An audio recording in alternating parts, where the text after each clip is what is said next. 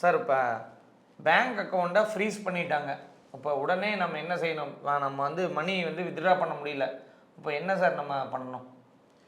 பொதுவாக இந்த bank account freeze ஆகிறதுக்கு பல காரணங்கள் உண்டு. முதல்ல என்ன காரணம்னு தெரிஞ்சுக்கங்க. உங்கள் அக்கௌண்ட்டை வந்து ஃப்ரீஸ் பண்ணியிருக்காங்கன்னா என்ன காரணம்னு தெரிஞ்சுக்கங்க. அதை ஸ்டேட்மெண்ட் எடுத்துக்கங்க.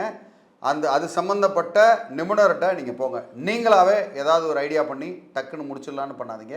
ஸோ முதல்ல காரணத்தை தெரிஞ்சுக்கிட்டு அடுத்த ஸ்டெப்பு என்னன்றதை அடுத்துக்கு நம்ம போகலாம். சரி, எந்தெந்த காரணங்களுக்காக பேங்க் அக்கௌண்ட்டை ஃப்ரீஸ் பண்ணுறதுக்கு வாய்ப்பு இருக்குது? இது வந்து மொத்தமாக இது ஒரு 5 காரணமாக நம்ம சொல்ல முடியும். நம்பர் 1, சைபர் ஃப்ராடு. சைபர் ஃப்ராடில் இன்வெஸ்டிகேஷன் பண்ணுவாங்க. இன்வெஸ்டிகேஷன் பண்ணும்போது சைபர் கிரைம் போலீஸ் சம்மந்தப்பட்ட பேங்க்குக்கு ஒரு இன்ஸ்ட்ரக்ஷன் கொடுப்பாங்க. இந்த அக்கௌண்ட்டில் ஃப்ராடுலண்ட்டான வேலையெல்லாம் நடந்திருக்கு, அதுக்குண்டான பணம் வந்திருக்கு, அதனால் ஃப்ரீஸ் பண்ணுங்கன்னு சொல்லுவாங்க. Number 2, police enquiry. Police enquiry, அதாவது மோசடியான விஷயங்கள் ஏதாவது ஒன்று செஞ்சுட்டாங்க அப்படின்னா போலீஸ் வந்து இதே மாதிரி ஒரு இன்ஸ்ட்ரக்ஷன் கொடுக்குறாங்க. ரெகுலர் போலீஸ் அந்த எஃப்ஐஆர் மூலயமா எஃப்ஐஆர் போட்டுருக்கு, அதனால் இவரோட அக்கௌண்ட்டை ஃப்ரீஸ் பண்ணுங்கன்னு சொல்ல முடியும். Court order. ஒரு கோர்ட்டில் இந்த மாதிரி இவங்ககிட்ட எனக்கு இவ்வளோ பணம் தர வேண்டியிருக்கு, ஆனால் தராமல் என்னை ஏமாத்துறாங்க, அதனால் ஃப்ரீஸ் பண்ணுங்கள் அப்படின்னு கோர்ட் ஆர்டர் வாங்க முடியும். இதை மாதிரி ஒரு உதாரணத்துக்கு சொல்கிறேன். இது வந்து 3வது ரீசன். 4வது காரணம் வந்து உங்களோட கேஒய்சி. நீங்கள் வந்து கேஒய்சி கரெக்டாக அப்டேட் பண்ணலை, நீங்கள் யார் என்ன ஏதுன்னு கொடுக்கவே இல்லை, அனாமத்தாக இருக்குது அப்படின்னு வச்சுக்கோங்க. உங்களோட ஐடி ப்ரூஃப், அட்ரஸ் ப்ரூஃப் எதுவுமே கரெக்டாக இல்லை. முதல்ல ஏதோ ஒரு இதில் ஆரம்பிச்சிங்க அப்படின்னா அந்த இடத்துல இருக்குது. அது மாதிரி சந்தேகத்திற்கான இடமான விஷயங்களில் வந்து உங்களுடைய பணப்பரிவர்த்தனைகள் நடந்திருக்கு. பேங்க்கே அடடா இதில் வந்து இவ்வளோ அது அபரிமிதமான பணம் உள்ளே வந்திருக்கு. ஒன்றும் இல்லை, ஒரு கூலி தொழிலாளியாக இருக்கார், அவர் அக்கௌண்ட்டில் ஒரு 10 கோடி ரூபா வந்திருக்கு. திடீர்னு 2 கோடி ரூபா எடுக்கிறாங்க, திடீர்னு 3 கோடி ரூபா போடுறாங்க.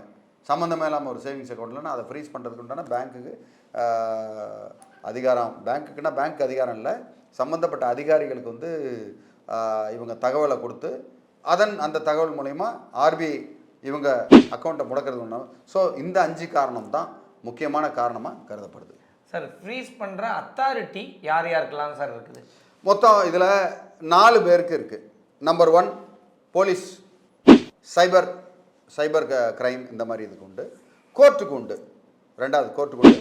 2வது என்ஃபோர்ஸ்மெண்ட் அத்தாரிட்டிஸுக்கு கண்டிப்பாக உண்டு. ஓகே. 4வது பேங்க் வந்து கேஒய்சி சரியில்லை, இது யாருன்னே தெரியல அப்படின்னு அக்கௌண்ட்டை பிளாக் பண்ணுறதுக்கு நிறையா அவங்களுக்கு சட்டத்தில் இடம் உண்டு. ஃப்ரீஸ் ஆன அக்கௌண்ட்டில் நான் வந்து மணி கொஞ்சம் வித்ட்ரா பண்ணணும், இதுக்கு வாய்ப்பு இருக்குதுங்களா? இல்லை ஃப்ரீஸ் ஆனது தானா? ஆட்டோமேட்டிக்காக ஃப்ரீஸ் ஆன அக்கௌண்ட்லேருந்து பணம் வித்ட்ரா பண்ணுறதுக்கு உண்டான உரிமையே உங்களுக்கு போயிடும், டோட்டலாக இதாயிரும். அதனால் இவங்க வந்து ரிட்டன் பர்மிஷன் கேட்கணும். ரிட்டன் பர்மிஷன் எதனால் நீங்கள் பண்ணீங்க அப்படின்னு பண்ணணும். பர்மிஷன் தான் இவங்க கேட்டு அதுக்கப்புறம் பண்ண முடியும். தவிர இதுக்கு வந்து எந்த ஒரு இடத்துலையும் பேங்க்குக்கு அதிகாரமே வராது. எந்த அத்தாரிட்டி சொன்னாங்களோ அதனால் பண்ணியிருக்காங்க. அதனால் பேங்க் வந்து சரி ரைட்டு, நம்ம கஸ்டமர் தானே, இவருக்கு கொஞ்சம் இருக்கிற கொஞ்சம் அமௌண்ட்டை கொடுத்துடலாம் அப்படின்னு நினச்சா அதுவுமே அவங்க மேலே குற்றமாயிரும். அதனால் அது நடக்காது. சார், இப்போ வந்து சரி ஒரு ஃப்ரீஸ் பண்ணிட்டாங்க, நீங்கள் சொல்கிற மாதிரி எல்லாமே ஓகே. நான் போய் பேங்க் மேனேஜர்கிட்ட, சார் எனக்கு கொஞ்சம் இந்த ப்ராப்ளம்லாம் இருக்குது, இதை கொஞ்சம் சால்வ் பண்ணி கொடுங்க அப்படின்னா அந்த அக்கௌண்ட் ஃப்ரீஸ்லேருந்து கொஞ்சம் எடுத்து கொடுப்பாரா? பேங்க்கில் நீங்கள் போய் என்ன காரணத்தினால ஃப்ரீஸ் பண்ணீங்கன்னு கேட்கலாமே ஒழிய அவங்கக்கிட்ட போய் நீங்கள் வந்து எனக்கு கொஞ்சம் பணத்தை மட்டும் நீங்கள் கரெக்ட் பண்ணி கொடுங்க, பேலன்ஸை அதுக்கப்புறம் நம்ம உங்களுக்கு சரி பண்ணிடுறேன் அப்படின்லாம் வந்து பேங்க்குக்கே அதிகாரம் கிடையாது. அதனால் அவங்க வந்து எந்த அத்தாரிட்டி வந்து ஃப்ரீஸ் பண்ண சொன்னாங்க, எதனால் ஃப்ரீஸ் பண்ணாங்க, அதுக்குண்டான ஆர்டரு, அதுக்குண்டான ரெஃபரன்ஸு அப்படின்னு பார்த்துட்டு நம்ம சம்மந்தப்பட்ட அத்தாரிட்டியை தான் வந்து நம்ம அணுகணுமே தவிர பேங்க்குக்கு எந்தவித பவரும் கிடையாது. அதனால் பிரயோஜனமும் இல்லை. சார், சைபர் கிரைம் கம்ப்ளைண்ட் காரணமாக ஃப்ரீஸ் ஆனால் இன்னசென்ட்டாக இருந்தாலுமே ப்ராப்ளம் இருக்குமா? நான் கண்டிப்பாக இன்னசென்ட் அப்படின்றதுன்னா என்ன அர்த்தம்? எனக்கு எதுவுமே தெரியாது, எனக்கு ஒன்றும் தெரியாது அப்படின்னா பணம் மட்டும் எப்படி இருந்து வரும் உங்களுக்கு? உங்கள் அக்கௌண்ட்டில் எங்கேயோ இருந்து பணம் வந்திருக்கு. ஒரு உதாரணத்துக்கு இப்போ நாங்கள் டீல் பண்ண ஒரு கேஸில் வந்து பார்த்திங்கன்னா துபாயில் தனது மனைவிக்கு ஒருத்தர் பணம் அனுப்புகிறார். இவர் அக்கௌண்ட்லேருந்து அனுப்புறதில்ல, அனுப்பாமல் வேற ஒருத்தருக்கு பணத்தை கொடுத்து, இந்தாங்க 5 லட்ச ரூபா, இதை வந்து என் மனைவிக்கு அனுப்பிடுங்கன்னு அவர் ஏதோ ஒரு சோர்ஸில் வேற யார்ட்டையாவது கொடுத்து அவர் இன்னொருத்தோட்ட கொடுத்து இன்னொருத்தோட்ட கொடுத்து அக்கௌண்ட்டுக்கு போகுது, அவங்க அக்கௌண்ட்டுக்கு. அப்படி போகும்போது எங்கேயாவது ஒரு இடத்துல மோசடி ஆனாலும் இந்த பணம் மொத்தத்துக்கும் அது மோசமாயிடும். ஸோ அந்த இடத்துல இவங்க மனைவியோட அக்கௌண்ட்டையும் மற்ற எல்லா அக்கௌண்ட்டையும் வந்து ஃப்ரீஸ் பண்ணுறதுக்கான வாய்ப்பு வந்து ரொம்ப அதிகமாக இருக்குது. அந்த இடத்துல மனைவி அப்பாவி தான், ஆனால் கணவரும் சம்பாரிச்ச பணத்தை தான் போடுறாரு. ஆனால் சட்டப்படி அதை செய்யணும். சட்டப்படி செய்யாமல் இவர் வந்து வேறு ரூட்டில் செய்யும்போது தான் இந்த இடத்துல பிரச்சனை. அதில் வந்து கொஞ்சம் டேக்ஸ் மிச்சமாகிறதுக்கு உண்டான வாய்ப்பு இருக்குது. இந்த மாதிரி விஷயங்களுக்காகவும் ஃப்ரீஸ் நடக்கும். அதனால் ரொம்ப ரொம்ப கேர்ஃபுல்லாக இருக்கணும். இன்னசென்ட்டு எனக்கு எதுவுமே தெரியாது அப்படின்னு உங்கள் அக்கௌண்ட்டை அன்ஃப்ரீஸ் பண்ண மாட்டாங்க. அந்த இடத்துல சட்டப்படி என்னென்ன செய்யணுமோ, பணத்தை இழக்கணும்னா இழந்து தான் நீங்கள் ஆகணும். இழந்து அதுக்கப்புறம் நிவாரணம் தேட வேண்டியிருக்கும். சார், ஒரு அக்கௌண்ட்டை ஃப்ரீஸ் பண்ண அக்கௌண்ட்டை ரெட்ரீவ் பண்ணணுன்னா ஸ்டெப் பை ஸ்டெப்பாக எப்படி ப்ராசஸ் இருக்குது, எத்தனை ஸ்டெப் இருக்குது? இதில் வந்து ரொம்ப சிம்பிளாக பண்ணால் போதும். 5 ஸ்டெப் இருக்குது. நம்பர் 1 எடுத்துக்கிட்டிங்கன்னா ஒரு ரிட்டன் ரெப்ரசன்டேஷன். உங்களுக்கு எழுத தெரிஞ்சால், இதில் வந்து அனுபவம் இருந்தால் இது செய்யணும். அப்படி இல்லைன்னா ஒரு அட்வொகேட்டுக்கிட்ட கொடுத்து ரிட்டன் ரெப்ரசன்டேஷன் கொடுக்கணும். நீங்கள் சம்மந்தப்பட்ட அந்த அத்தாரிட்டி யார் பண்ணால் முதல்ல பேங்க்கில் இருந்தாலும் இல்லை கேட்டுக்கிறீங்க, என்னென்ன பிரச்சனை, எந்த காரணத்தினால ஃப்ரீஸ் பண்ணியிருக்காங்கன்னு தெரிஞ்சிடும். தெரிஞ்சதுக்கப்புறம் ரிட்டன் ரெப்ரசன்டேஷன். நான் ஒரு அப்பாவி, இந்த இடத்துல எனக்கும் இதுக்கும் சம்மந்தம் இல்லை, பணம் எங்கேருந்து வந்தது, யார் எனக்கு கொடுத்தாங்க, என்ன விஷயத்துக்காக எனக்கு பணம் கொடுத்துருக்காங்கன்னு இந்த சோர்ஸ், ரெண்டாவது மணி சோர்ஸ் வந்து நம்ம வந்து காமிச்சு அதை எக்ஸ்பிளைன் பண்ணோம். மூணாவது அதுக்கு உண்டான டாக்குமெண்ட், சப்போர்ட்டிங் டாக்குமெண்ட்டுன்றது வந்து சப்போஸ் நீங்கள் ஒரு பொருளை விற்பனை பண்ணிருக்கீங்க, அதுக்கு உண்டான இன்வாய்ஸ் இருக்குது அப்படின்னா அது ஒரு சப்போர்ட்டிங், இது மாதிரி இருக்கிறது. அதுக்கப்புறம் அவங்கக்கிட்ட இந்த ஆவணத்தை நான் சமர்ப்பிச்சிட்டேன், எனக்கு வந்து அதுக்கு உண்டான டீட்டெயில் கொடுங்க அப்படின்னு கேட்டுக்கிட்டு அவங்கள ஃபாலோ பண்ணணும். முக்கியமாக ஃபாலோ பண்ணி பொறுமையாக நிதானமாக தான் பண்ணணும். உங்களுக்கு அவசரத்துக்கு ஃப்ரீஸான அக்கௌண்ட்டை உடனே இன்னைக்கு பண்ணு, நாளைக்கு பண்ணு, 10 நாளில் பண்ணு, 15 நாளில் பண்ணலாம் பண்ண மாட்டாங்க.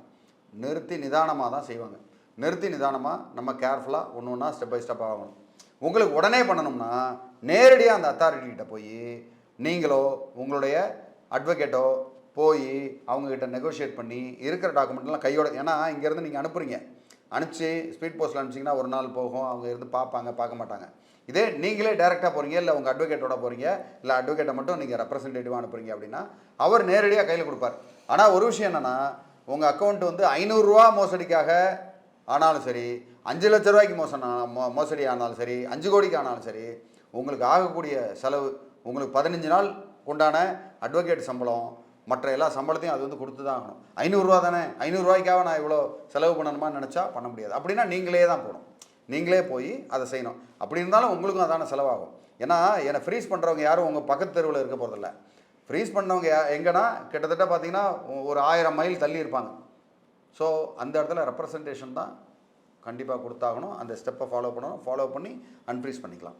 சார், இப்போ ஃப்ரீஸ் பண்ணுறாங்கன்னு எடுத்துக்கலாம் சார். அந்த அக்கௌண்ட்டில் நமக்கு ஒரு இஎம்ஐ போயிட்டுருக்குதுன்னு எடுத்துக்கலாம். இப்போ இந்த இஎம்ஐ போயிட்டுருக்கிற சிக்கலை நம்ம எப்படி இது பண்ணுறது, யாருக்கிட்ட நம்ம ரெக்வஸ்ட் வைக்கிறது? பொதுவாக இந்த மாதிரி இஎம்ஐ போகிறது தான் வந்து நம்ம மிகப்பெரிய ஒரு சிக்கலாக வரும். ஏன்னா நம்ம பணம் இருக்கும், பேங்க்கில் இருக்கும், ஆனால் இஎம்ஐ போகாது. அப்போ என்ன செய்யணும்னா, நீங்கள் வேறு இடத்துல அரேஞ்ச் பண்ணி தான் நீங்கள் பண்ணி ஆகணும்.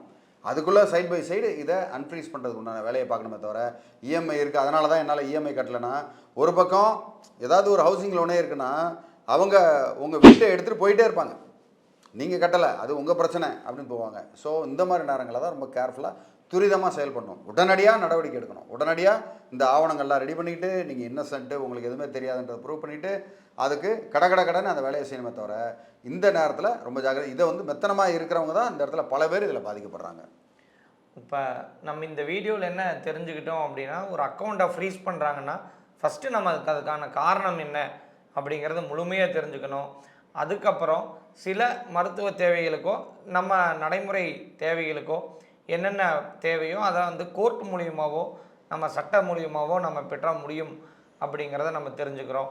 பெரும்பாலும் இந்த ஃப்ரீஸான அக்கௌண்ட் அப்படின்னோடனே உடனே பயப்படாமல் ஏன் ஃப்ரீஸ் ஆச்சு, எதுக்கு ஃப்ரீஸ் ஆச்சு அப்படிங்கிறத ஒரு சட்ட நிபுணரை வச்சு அணுகுனா ஒரு சிறந்ததாக இருக்கும் அப்படிங்கிறத இதில் நம்ம தெரிஞ்சுக்கிறோம்.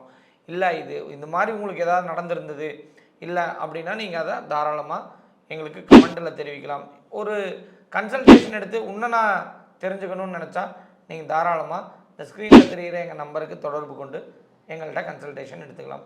இது மாதிரி ஒரு நல்ல விழிப்புணர்வு வீடியோவோட அடுத்த வீடியோவில் சந்திக்கிறோம். நன்றி.